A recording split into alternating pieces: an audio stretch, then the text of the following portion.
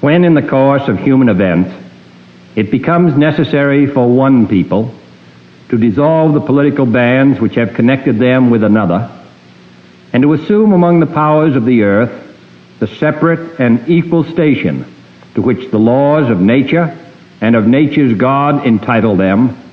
a decent respect to the opinions of mankind requires that they should declare the causes which impel them to the separation. We hold these truths to be self-evident,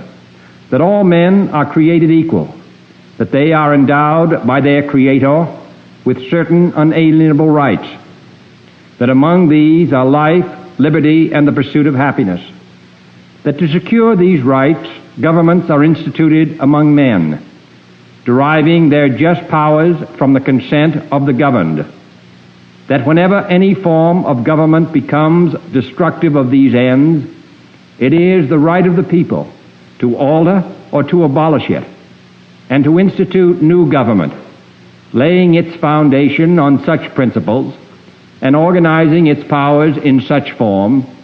as to them shall seem most likely to affect their safety and happiness. Prudence indeed will dictate that governments long established should not be changed for light and transient causes, and accordingly all experience hath shown that mankind are more disposed to suffer, while evils are sufferable, than to right themselves by abolishing the forms to which they are accustomed. But when a long train of abuses and usurpations, pursuing invariably the same object, evinces a design to reduce them under absolute despotism, it is their right, it is their duty, to throw off such government and to provide new gods for their future security. Such has been the patient sufferance of these colonies, and such is now the necessity which constrains them to alter their former systems of government. The history of the present King of Great Britain is a history of repeated injuries and usurpations, all having in direct object the establishment of an absolute tyranny over these states. To prove this, let facts be submitted to a candid world. He has refused his assent to laws, the most wholesome and necessary for the public good. He has forbidden his governors to pass laws of immediate and pressing importance, unless suspended in their operation till his assent should be obtained. And when so suspended, he has utterly neglected to attend to them. He has refused to pass other laws for the accommodation of large districts of people, unless those people would relinquish their right of representation in the legislature, a right inestimable to them and formidable to tyrants only. He has called together legislative bodies at places unusual, uncomfortable, and distant from the depository of their public records, for the sole purpose of fatiguing them into compliance with his measures. He has dissolved representative houses repeatedly for opposing with manly firmness his invasions on the rights of the people. He has refused for a long time, after such dissolutions, to cause others to be elected, whereby the legislative power, incapable of annihilation, have returned to the people at large for their exercise, the state remaining in the meantime exposed to all the dangers of invasion from without and convulsions within. He has endeavored to prevent the population of these states, for that purpose obstructing the laws for naturalization of foreigners, refusing to pass others to encourage their migrations hither, and raising the conditions of new appropriations of land. He has obstructed the administration of justice by refusing his assent to laws for establishing judiciary powers. He has made judges dependent on his will alone for the tenure of their offices and the amounts and payment of their salaries. He has erected a multitude of new offices and sent hither swarms of officers to harass our people, and eat out their substance. He has kept among us, in times of peace, standing armies without the consent of our legislatures.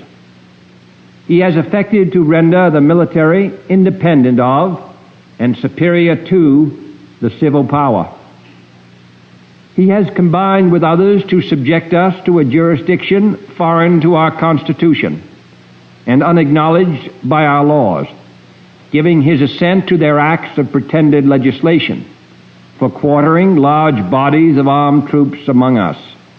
for protecting them by a mock trial from punishment for any murders which they should commit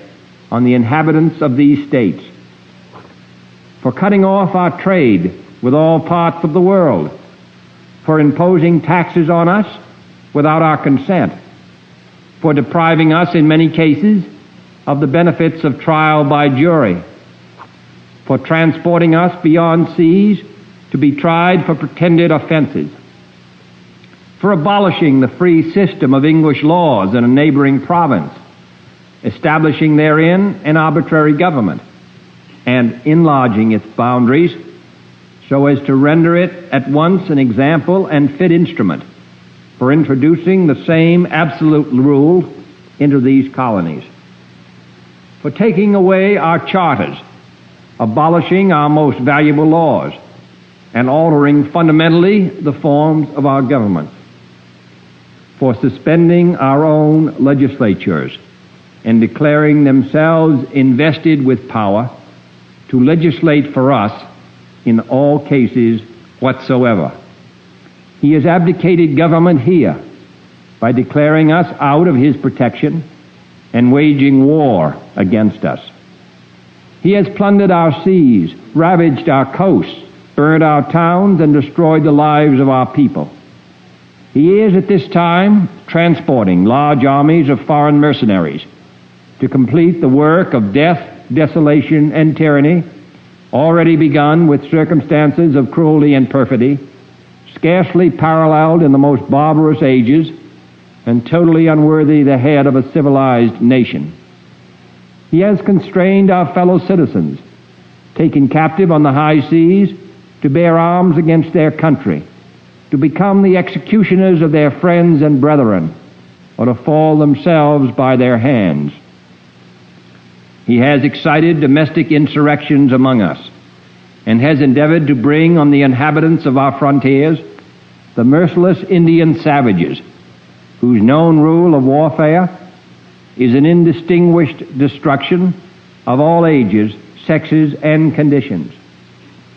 In every stage of these oppressions, we have petitioned for redress in the most humble terms. Our repeated petitions have been answered only by repeated injury.